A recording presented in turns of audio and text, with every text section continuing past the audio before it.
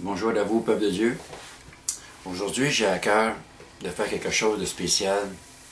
C'est que l'Esprit de Dieu m'a demandé de vous témoigner le miracle que Dieu a fait dans ma vie. Pour débuter, j'ai eu un temps très difficile dans ma vie. Il y a ça près de, peut-être un petit peu plus de 11 ans de ça déjà. Il est arrivé un accident tragique dans ma famille. Mon enfant, ma plus vieille, elle a perdu deux enfants, 1 an et 2 ans. Donc, c'était mes 2 petits-enfants. Ils s'appelaient Sauvé et Seth. Donc, j'ai eu un moment difficile. J'ai vécu un moment de burn-out.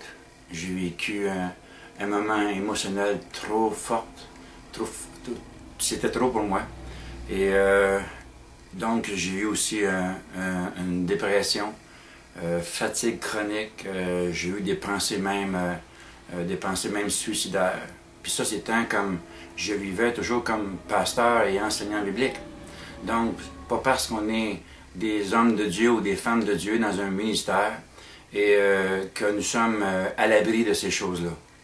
Le danger à travers tout ça, c'est qu'on ne peut pas contrôler nos émotions.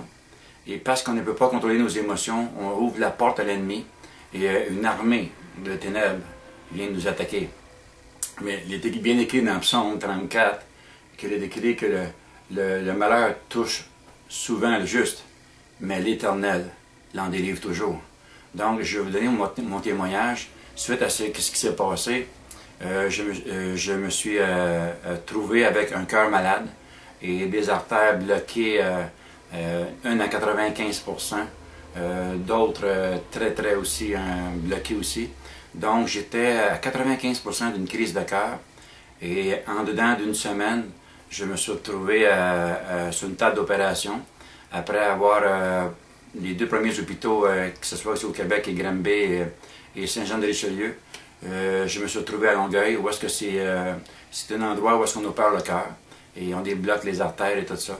Donc, en dedans d'une semaine, je me suis retrouvé là. Mais à travers tout mon cheminement, à travers les hôpitaux que j'ai été, j'ai pu témoigner aux médecins, j'ai pu témoigner à des infirmières, j'ai pu témoigner à des gens qui étaient malades. J'ai pu prier avec eux autres et j'ai pu parler de la parole de Dieu. Je reconnais quand même, à travers tout cela, si que je n'ai pas eu ce moment difficile-là dans ma vie, je n'aurais pas été en cette position-là, de me retrouver dans ces hôpitaux-là pour pouvoir parler de la parole de Dieu. Quoi qu'on peut le faire, mais j'ai quand même un ministère, j'ai quand même beaucoup de choses à faire. Donc, je me suis trouvé là, dans cette position-là, puis j'ai pu témoigner à travers tout cela. Pour vous dire un peu ce qui s'est passé, évidemment, c'est que en étant sur cette table d'opération-là à Longueuil, on m'avait tout rasé à les endroits qu'il fallait qu'il fasse. Et là, je me suis retrouvé devant un groupement de médecins et d'infirmières sur cette table d'opération. Mais à travers tout cela, j'avais les yeux sur Jésus-Christ. Je n'avais pas les yeux sur la tempête. Je n'avais pas les yeux en ce moment-là. Parce que je l'ai eu lors de l'accident de mes enfants. C'est là qu'est le problème. Mais quand j'étais à travers tout cela, à travers les nouvelles qu'on m'a données, et j'étais en danger de mourir si on ne faisait pas rapidement, donc il fallait que j'ai les yeux sur celui qui peut me libérer, celui qui peut me guérir, et c'était Jésus-Christ. Donc, en étant là-bas, j'avais les yeux sur Jésus, et je me suis retrouvé à un moment donné à regarder, et le docteur avait le bistouri dans la main, prêt à m'ouvrir, avec tout le système de gens alentour qui l'accompagnaient pour l'opération. Et j'ai vécu vraiment ce que c'est que Isaac, le fils d'Abraham, a vécu.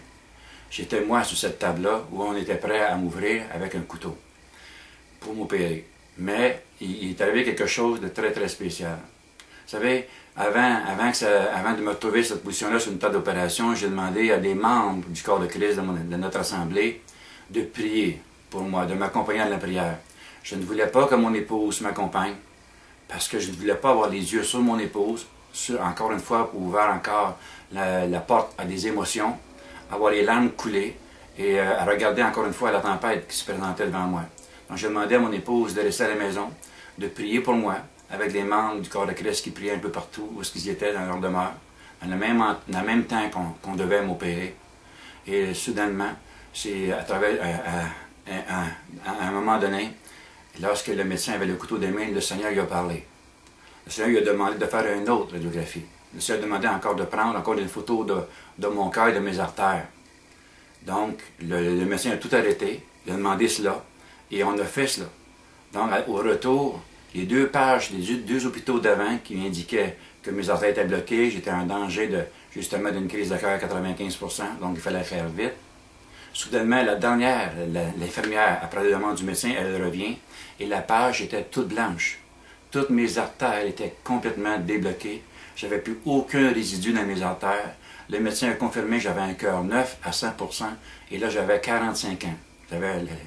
J'étais en âge, donc j'avais 45 ans quand cela s'est passé. Donc, pendant le temps où est-ce que j'ai vécu, pendant le temps que cette infirmière-là a pris des photos de mon cœur, est allé chercher la photo en question, et le médecin avec tout le système était là, moi j'avais les yeux sur Dieu. Et soudainement, j'ai vu la présence de Dieu m'a enveloppé complètement sur cette table d'opération. Il m'a enveloppé. J'étais dans une paix tellement intense que j'avais aucune crainte, aucune angoisse, aucune peur. J'avais juste les yeux sur mon Sauveur. Je lui disais, pourquoi, Seigneur Dieu, est-ce que j'ai à vivre ceci? Pourquoi est-ce que j'ai à vivre tout cela en ce moment? Parce que, Seigneur, j'ai dit, je suis un membre de ton corps. Puis j'ai dit, moi, je t'ai donné ma vie. Donc, je t'ai donné ma vie, je t'ai donné aussi mon corps. Donc, si, pour toi, tu veux qu'on touche à ton corps, à un membre de ton corps, si tu veux qu'on m'ouvre, que ce soit fait selon ta volonté. Mais Seigneur Dieu, moi, j'aimerais mieux qu'on ne m'ouvre pas, parce que j'aimerais que ton corps demeure intact, même parmi les membres que je suis, qu'il est fait à ton corps. Donc, Seigneur Dieu, si tu veux qu'on m'ouvre, c'est ton affaire, c'est ta volonté. Mais que ta volonté se fasse, et non la mienne. Mais j'avais confiance. Puis j'ai dit, Seigneur, je ne sais pas pourquoi faire que je suis là, mais je crois encore au miracle, puis je crois encore en toi. Puis c'est justement, c'est cet instant que le Saint-Esprit m'a enveloppé. Et le docteur, notre docteur à tous, qui est Jésus-Christ par le Saint-Esprit, m'a opéré. Mais quand il opère, il n'y a aucune plaie, il n'y a aucune douleur. J'ai juste ressenti comme une huile chaude couler sur mon corps, m'envelopper. C'est comme si j'étais plus sur la table d'opération. J'étais comme dans ses mains, puis j'étais bien. Et soudainement, le docteur m'a touché et m'a secoué, parce que moi, je louais Dieu, je l'adorais. J'étais plus là. J'étais avec lui. J'avais les yeux sur lui, sur mon libérateur. Le médecin m'a secoué, m'a réveillé, puis en me disant, vous pouvez partir chez vous, vous n'avez rien du tout, vous avez un cœur neuf à 100%, et vos artères n'ont plus aucun résidu, tout a disparu. Donc, gloire à Dieu. En ce moment-là, j'avais juste continué le goût à l'adorer, puis à le louer. J'avais hâte d'appeler mon épouse, puis lui dire la nouvelle. Effectivement, c'est sûr, quand il lui donnait la nouvelle, il s'est mis à pleurer de joie. Et tous les membres du corps de Christ, de l'Assemblée, sont mis à pleurer de joie. On était dans la joie. Que Dieu a accompli un grand miracle dans ma vie. Donc, je veux juste vous confirmer que Jésus-Christ délivre encore aujourd'hui. Ce qu'il a fait pour moi, il le fera pour vous.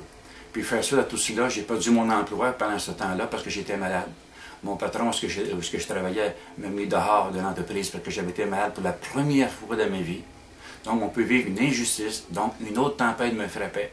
Mais je regardais encore à Jésus, et non à la tempête. Je dis à mon épouse, j'étais renvoyé de mon emploi injustement. Mais notre justicier, qui est Jésus-Christ, a de quoi de meilleur pour moi, a de quoi de meilleur pour nous. Donc, effectivement, j'ai eu un emploi encore mieux rémunéré. J'ai vu mieux comme jamais j'ai vécu auparavant. Je crois que je vis dans l'abondance. Puis je manque de rien. Puis Jésus-Christ pourvoit nos besoins. Donc, ne vous inquiétez de rien. Lorsque la montagne se présente à vous, lorsque la tempête frappe fort d'une telle intensité dans votre vie, n'ayez crainte, n'ayez pas peur. N'ouvrez pas la porte comme j'ai fait en premier à l'ennemi, par la crainte, par l'angoisse, par la tristesse, par les larmes, par l'abattement. J'ai eu des pensées suicidaires. J'ai eu plein de choses. Je voulais aller rejoindre mes petits-enfants, moi.